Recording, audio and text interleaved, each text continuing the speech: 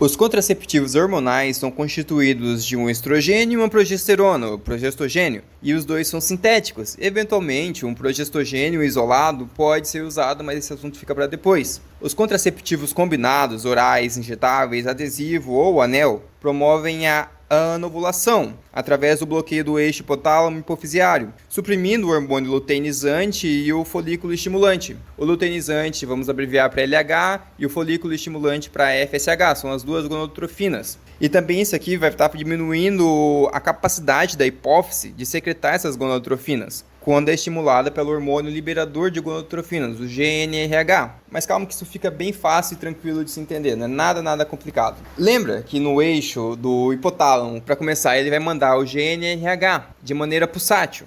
O GnRH é um polipeptídeo que ele é secretado daquela maneira pulsátil, de pouco em pouco. Ele vai cair lá na circulação porta-hipofisiária e vai estar agindo sobre a glândula da hipófise anterior. A hipófise, que é dividida em anterior e posterior. Aqui na anterior, a adenohipófise. Essa hipófise vai estar produzindo os seus dois hormônios gonadotrofinas, que é o FSH e o LH, folículo estimulante e luteinizante, que vão agir sobre os ovários. Os ovários possuem a função de gametogênese e também endócrina. O FSH e LH, agindo sobre os ovários, vão responder produzindo dois hormônios. Os estrogênios, que têm uma função de proliferação do endométrio, ou seja, vai estar estimulando a mitose. Essa proliferação faz com que o endométrio, que é lá baixinho, pequenininho, fino, cresça e fique bem maior. Vale lembrar que existem 3 tipos de estrogênio. O que é produzido pela placenta, que é o estriol, produzido no ovário, que é o estradiol, e também no ovário pode ser produzido um pouco de estriol, e o periférico, no tecido adiposo, principalmente, que é o estrona. Sendo o estradiol produzido no ovário ovariano é o melhor estrogênio do corpo. A progesterona está sendo produzida ali no endométrio. Ou seja, pensa no nome, progesterona, progestação. Ou seja, a função dela é estar facilitando a gestação. Ela vai estar preparando o terreno para que comece a gestação. A progesterona é o hormônio que vai preparar o útero, fazendo com que o endométrio passe a secretar um muco polissacarídeo para que receba o ovo fecundado. A ação da progesterona sobre o endométrio é secretora ou preparadora de terreno. O grande objetivo disso tudo aqui é que chegue na gravidez. Todos os meses o corpo prepara para a gravidez. E vale a pena lembrar de alguns mecanismos de feedback. O feedback negativo e positivo, lembra disso? Quanto mais estradiol, menos folículo estimulante. Ou seja, retroalimentação ou feedback positivo e negativo. O positivo é quando uma glândula produz um hormônio, outra glândula vai estar produzindo mais. O negativo é quando essa glândula produz um hormônio, outra glândula vai estar diminuindo. É bem simples. Lembrar que a folículo estimulante vai estimular os folículos do ovário quando crescerem a produzirem mais o estradiol, que tem o feedback negativo com FSH. Quanto mais estradiol, menos FSH, e isso já vai ser bem importante. E também estimula o endométrio a proliferar. E por que eu falei disso tudo? Porque é extremamente importante para estar entrando no assunto dos anticoncepcionais. O componente progestênico inibe predominantemente a secreção de luteinizante e o componente estrogênico age predominantemente inibindo a secreção de folículo estimulante. Assim, os folículos ovarianos não amadurecem, não produzem estrogênio, por feedback positivo não tem um pico de luteinizante, e sem esse pico de luteinizante fica difícil chegar na ovulação. De fato, os anticoncepcionais orais são os mundialmente mais utilizados, e eles possuem uma associação de estrógenos e progestágenos, que vão variando em suas doses hormonais, também se dividindo em monofásicos, bifásicos e trifásicos, variando com o seu grau de hormônio liberado. Tipo monofásico, ele mantém a mesma dose hormonal durante todo o seu ciclo. O mecanismo de ação básica, além de tudo o que já foi citado, vale lembrar que o anticoncepcional oral possui efeitos sobre as gonadotrofinas, mas também torna o muco cervical mais espesso, o que vai estar dificultando a ascensão do espermatozoide. Torna o endométrio atrófico e inviável para essa implantação. Ou seja, vale lembrar, isso é muito importante, que além dos mecanismos das gonadotrofinas, eles vão estar produzindo essa alteração no muco cervical, deixando ela mais dura, mais espessa, dificultando essa ascensão dos espermatozoides. Prende isso na cabeça, gerando alterações no endométrio, tornando ele atrófico e desfavorável para a implantação. E junto com tudo isso, tem alterações no transporte ovular pelas trompas. O estrógeno usado atualmente nos contraceptivos orais é o etilneestradiol. Esses anticonceptivos são ricos em contraindicações e também complicações. Por exemplo, a dosagem maior que 35 microgramas ao dia aumenta o risco tromboembolítico. Vale lembrar que nas doses adequadas esse risco é bem pequeno. Por exemplo, alguns dizem até que durante a gravidez o risco tromboembolítico é muito superior ao que o consumo do anticoncepcional. Então, tem várias fontes sobre esse mesmo assunto.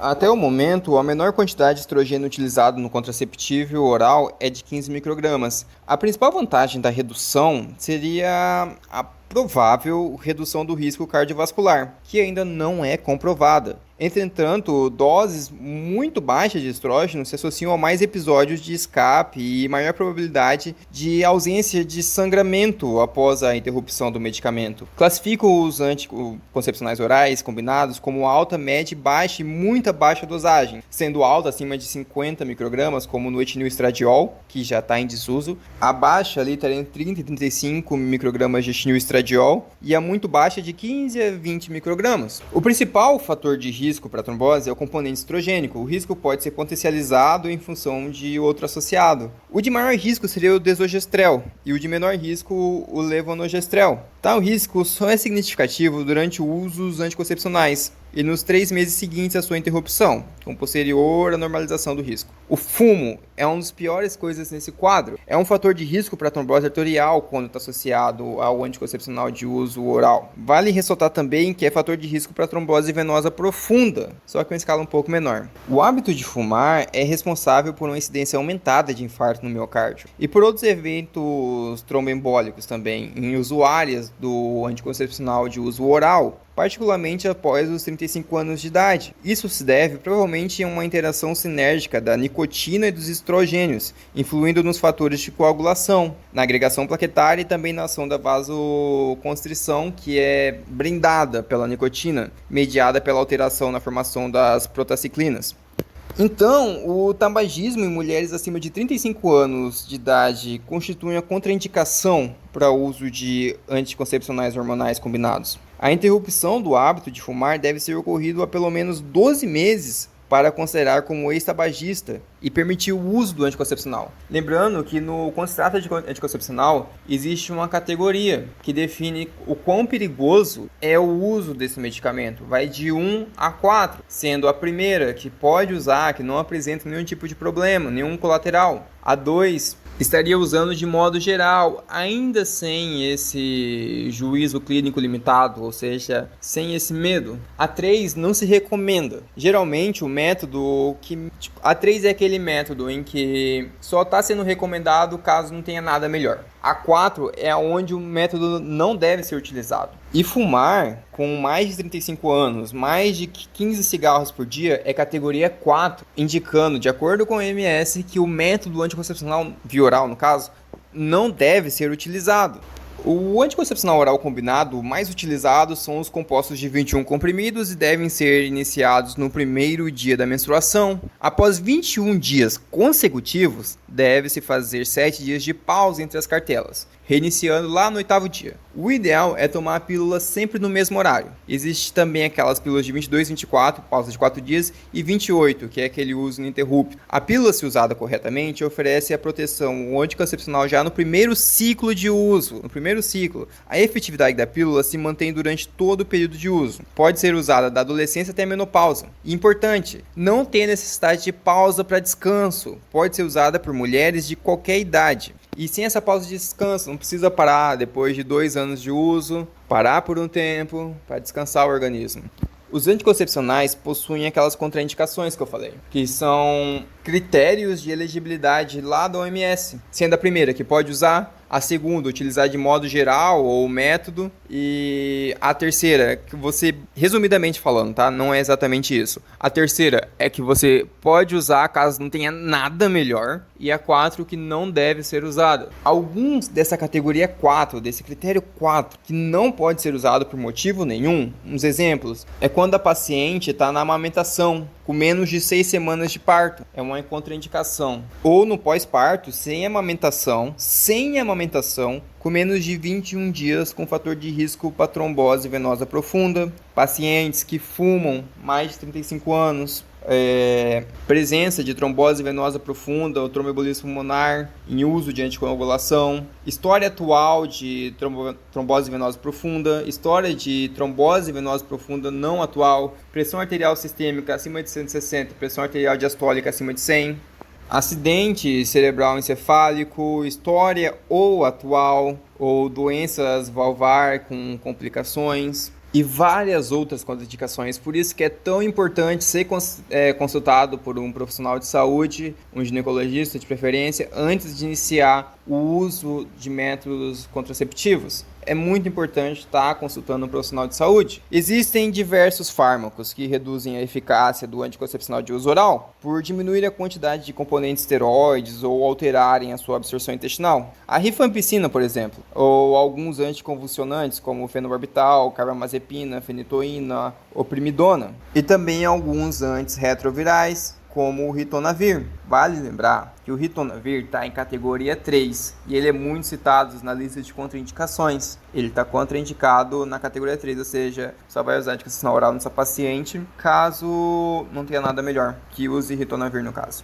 Mas já que tem tanto problema, por que usar que deixa seguro, ou quais são os benefícios dos anticoncepcionais orais? Eles vão regular os ciclos menstruais, promovem alívio da tensão pré-menstrual, melhoram o hirsutismo e a acne leve, diminui o risco para a doença inflamatória pélvica em 50%, diminui o risco para a gestação ectópica ou doença trofoblástica gestacional também diminuída, reduz o risco de neoplasia de ovário, diminui o fluxo menstrual e a incidência de dismenorreia, sendo também benefícios na endometriose e na hemorragia associada à miomatose uterina, impede a formação de cistos funcionais ovarianos e melhora das doenças benignas da mama, aumenta a densidade óssea. Uma coisa, quando se trata de mama, toma bastante cuidado, principalmente com o histórico de câncer de mama, sempre vale consultar um profissional para estar passando por qual contraceptivo usar, já que o câncer em si, de mama, ele é contraindicado em alguns casos de anticoncepcionais. Por isso que eu sempre ressalto, antes de qualquer ação de escolher um medicamento, antes de qualquer tomada de decisão nessa área, tem que consultar um profissional de saúde. Os efeitos colaterais são atribuídos tanto aos estrógenos como prostógenos. Os estrógenos, cefaleia, tonteira, vômito, náusea, edema, irritabilidade, cloasma. E o progestógeno são mais ou menos depressão, cansaço, alteração da libido, amenorreia, acne e ganho de peso. Nos anticoncepcionais de baixa dose estrogênica, pode ter um sangramento de escape no meio dos ciclos, sendo esse fenômeno corrigido com o tempo. Essa complicação está relacionada com a dose do etinilestradiol na composição da pílula, pois o estrógeno contido ali possui a função de estabilizar o endométrio, evitando a descamação irregular. Assim, por um lado, os anticoncepcionais orais com dose ultra baixa apresentam menor risco cardiovascular e efeitos colaterais relacionados ao excesso de estrógenos. Por outro lado, exercem menor controle do ciclo, ou seja, menos ciclos normais, mais sangramento de escape, mais ausência de sangramento retida. É importante ressaltar, aqui nesse ponto, que a ocorrência desses eventos desejáveis não são correlacionados com a diminuição da eficácia do método. Portanto, a ocorrência de sangramento de escape não é sinônimo de ineficácia medicamentosa e não impõe o uso de medicamento contraceptivo adicional à pílula. Alguns pontos interessantes. Mulher após parto pode utilizar anticoncepcional combinado? Bem, recomenda-se que mulheres que estejam amamentando só iniciem o uso de anticoncepcional oral combinados a partir do término do aleitamento ou a partir do 6º mês posterior ao parto. Caso não esteja amamentando, pode iniciar-se seu uso a partir da 3ª semana após parto e se não apresentar outros fatores de risco para trombose venosa profunda. Esqueceu a pílula. O que fazer agora? Se esquecer de tomar a pílula, Tomar a pílula esquecida imediatamente após lembrar, é claro, independente de estar no seu horário, que você toma sempre no mesmo dia. Tomar a pílula seguinte no horário regular e tomar o restante das pílulas regularmente, uma a cada dia, sem estar acrescentando a esquecida. Se esqueceu de tomar uma ou mais pílulas, deve estar usando a camisinha, o condom, os métodos de barreira, espermicidas ou evitar relações sexuais durante 7 dias. Tomar a pílula imediatamente, sem estar acrescentando. Lembra, tomar pílulas regularmente, uma a cada dia. Contar pílulas que restam na cartela. Se restam 7 ou mais pílulas, tomar o restante de costume, uma a cada dia. Vale lembrar que nesse vídeo ou nesse áudio contém questões médicas. No entanto, não é possível garantir a veracidade do conteúdo, uma vez que pode apresentar erros, falsidades ou desatualizados. E embora a informação possa ser correta ou confiável e seu conteúdo bem documentado, é possível que o que está escrito aqui ou que eu comentei, o que eu falei, não corresponda com uma situação de saúde específica de cada pessoa. A informação médica e terapêutica, especialmente a farmacoterapêutica oferecida aqui, no melhor dos casos, de natureza geral, e tal informação não pode substituir o conselho de um médico ou outro profissional de saúde. Não estou relacionado ou não sou responsável pelo resultado ou pelas consequências que possam resultar de qualquer tentativa de usar as informações desse áudio ou desinformação oferecida aqui, na qual servem apenas para estudo. Portanto, qualquer uso que seja feito das informações contidas aqui sobre temas de medicina e outros temas será de exclusiva responsabilidade do ouvinte ou espectador ou leitor. Lembrando que esse texto foi retirado inteiramente, quase inteiramente, do livro Med Group Ciclo 1, em edição em mídia física, de 2016. O volume 1 que comenta sobre ciclo menstrual, anticoncepção, amenorreia e também síndrome dos ovários policísticos.